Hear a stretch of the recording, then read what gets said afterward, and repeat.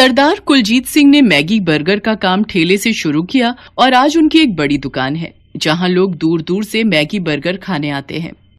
सत श्री अकाल सरदार जी, जरा 6 बर्गर पैक कर देना। और सत श्री अकाल बाबूजी, बस 10 मिनट लगेंगे। और रंजीत पुत्र, और जरा इधर तो आ भाई। जी बाबूजी, कहाँ जा रहा तू है? वो 2 कमीजें सिलने दी हुई थी, वही उठा कर ला रहा हूँ। और ठीक है, जा लेकर आ। सरदार जी, रंजीत अब काफी समझदार हो गया है, दुकान पर बैठ जाता है तो आपको भी सहारा रहता है। और जी और क्या, आगे इसी ने दुकान संभालनी है। कुलजीत की दुकान बहुत पुरानी थी। शहर का बच्चा बच्चा सरदार जी मैगी वाले कौन है जानता था। रंजीत कुलजीत का इकलौता बेटा था। कुलजीत और उसकी पत्नी कुलविंदर का मन था कि 2 साल के अंदर रंजीत की शादी कर देंगे। आप सही कह रहे हो, मेरे भी बड़े अरमान हैं अपनी बहू को देखने के। लखबीर भाई साहब की बेटी सिमरन देखने में सुंदर है। हाँ तो ठीक है, कल बात करते हैं लखबीर से इस बारे में, है जी। कुलजीत खाना खाकर सो जाता है। अगली सुबह कुलविंदर चाय लेकर आती है। सुनो जी, ये लो चाय, आपकी पसंद की अदरक वाली कड़क चाय है। मैं सोच रही थी शाम को आप दुकान से जल्दी आ जाना, फिर गुरुद्वारे चलेंगे। बड़े दिन हो गए एक साथ कहीं गए हुए। अरे इतनी गहरी नींद में सो रहे हो, दुकान नहीं जाना क्या? कुलविंदर कुलजीत को आवाज लगाती है पर उसमें तो कोई हरकत ही नहीं थी। रंजीत जल्दी आ, देख तेरे बाबूजी कुछ बोल नहीं रहे।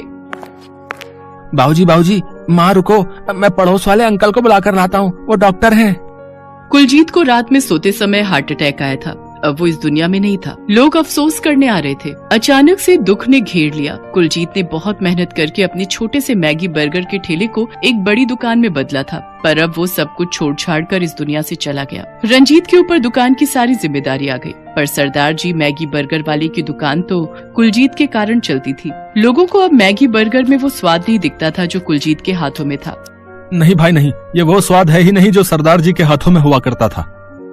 बिल्कुल भाई साहब, सरदार जी के बनाए मैगी बर्गर पहले मैं दुकान से घर जाते हुए जरूर पैक करवा कर ले जाता था, पर अब नहीं। मैं एक बर्गर खाकर देख चुका हूँ, न मिर्च न मसाले, वो स्वाद ही अलग था भाई। धीरे धीरे रंजीत का काम खत्म होता चला गया। कुलजीत ने कुछ कमेटी और बैंक के लोन चुकाने थे, कमाई थी नहीं। रंजीत किश्त भर नहीं पाया और ये नौबत आ गई कि सरदार जी मैगी बर्गर वाली दुकान रंजीत को बेचनी पड़ी। सब कुछ खत्म हो गया। रंजीत अपनी माँ कुलविंदर की गोद में ऐसे सिर रखकर रोया जैसे एक छोटा सा बच्चा। मम्मी, मैं कुछ नहीं कर पाया। बाबूजी की मेहनत से किए काम, उनके नाम को मैंने कुछ ही महीनों में खत्म कर दिया। मैं बाबूजी के हाथों जैसा स्वाद नहीं ला पाया। मैं कुछ नहीं कर पाया मम्मी जी। रंजीत पुत्र, वाहे गुरु ते विश्वास रख, सब ठीक हो जाएगा। मम्मी, आपके हाथों में जो सोने के कड़े थे वो कहाँ गए?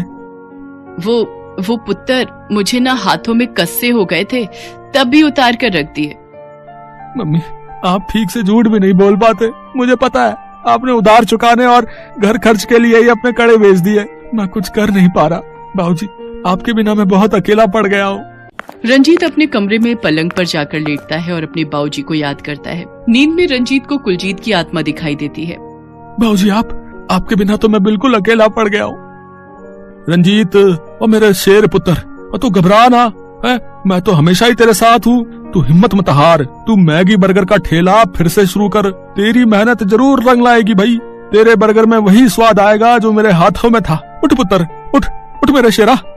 रंजीत सपने से उठ जाता है। उसके सामने अपने बाबूजी का चेहरा अभी भी घूम रहा था, पर उसकी परेशानी थी कि काम को दोबारा शुरू करने के लिए पैसे कहाँ से लाए। रंजीत के पास मोटरसाइकिल थी। उसने अपनी मोटरसाइकिल बेच दी और उन पैसों से उसने अपने पापा की याद में फिर से मैगी बर्गर का ठेला खोला, सरदार जी मैगी बर्गर वाले। शायद पिता के आशीर्वाद से रंजीत के हाथों में वही स्वाद आने लगा जो उसके पिता के हाथों में था। ग्राहक फिर से रंजीत के ठेले पर आने लगे। रंजीत अपने पिता को दिल से धन्यवाद देता है कि आज उनके आशीर्वाद से उसका ठेला फिर से चल पड़ा था। एक दिन रंजीत ठेले पर बर्गर बना रहा था तो उसके ठेले पर एक भूखा गरीब आदमी आता है।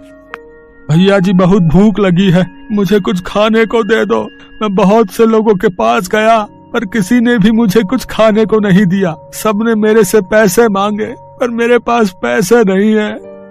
कोई बात नहीं भैया, आप अभी रुको, मैं आपके लिए 2 बर्गर बना देता हूँ। पैसों की कोई बात नहीं, आप ना भी दो तो भी चलेगा, बस आप पेट भर के खाओ। सचमुच बर्गर तो बहुत ही स्वादिष्ट है। मैंने सुना है तुम्हारे पिताजी के हाथों में भी यही स्वाद था। हाँ भैया, पर अब मेरे पिताजी इस दुनिया में नहीं है। उनका आशीर्वाद लेकर ही मैंने अपना ये ठेला फिर से लगाया है। रंजीत ना जाने उस गरीब आदमी के सामने अपना सारा दुख कह देता है, जिसे सुनकर वो गरीब आदमी भावुक हो जाता है। देखना, एक दिन तुम फिर से इस ठेले को दुकान तक पहुंचा कर ही रहोगे। मेहनत में बहुत ताकत होती है, क्योंकि मैं तुम्हारी कहानी दुनिया तक पहुंचाऊंगा। ये सोशल मीडिया का जमाना है, मैं तुम्हारी वीडियो को लोगों तक पहुंचाऊंगा। देखना, लोग तुम्हारे ठेले पर ये मैगी बर्गर खाने जरूर आएंगे। सरदार जी का मैगी बर्गर का ठेला बहुत ही जल्दी फिर से प्रसिद्ध हो जाएगा। अचानक गरीब आदमी एक गाड़ी के पास जाता है और अपनी गाड़ी में से कैमरा और ट्राइपॉड निकाल कर लाता है। सच में वो एक फूड ब्लॉगर था जो गरीब बनकर सबके पास गया था, पर सबने उसे गरीब समझकर दुत्कार दिया। रंजीत ने उसे मैगी बर्गर मुफ्त में खिलाया। भैया माफ करना, मुझे ये सब नाटक करना पड़ा। मैं सच में एक फूड ब्लॉगर हूँ और सोशल मीडिया पर आप जैसे लोगों की ही वीडियो डालता हूँ ताकि आपका काम चल सके। अब आपका भी वीडियो मेरी सोशल मीडिया साइट पर डलेगा। वो व्यक्ति तो मानो रंजीत के लिए कोई भगवान का रूप बनकर आया था। रंजीत का वीडियो सोशल मीडिया पर हिट हो गया और बहुत लोग उसके ठेले पर मैगी बर्गर खाने आने लगे। धीरे धीरे सब कुछ ठीक हो गया। रंजीत के पिता के आशीर्वाद से रंजीत ने अपनी मैगी बर्गर की दुकान फिर से खोल ली। सिमरन से रंजीत की शादी हो गई। आज वो अपनी माँ और पत्नी सिमरन के साथ खुशी खुशी रहता है और अपने पिता की याद में हर महीने में एक दिन गरीबों को मुफ्त में मैगी बर्गर खिलाता है।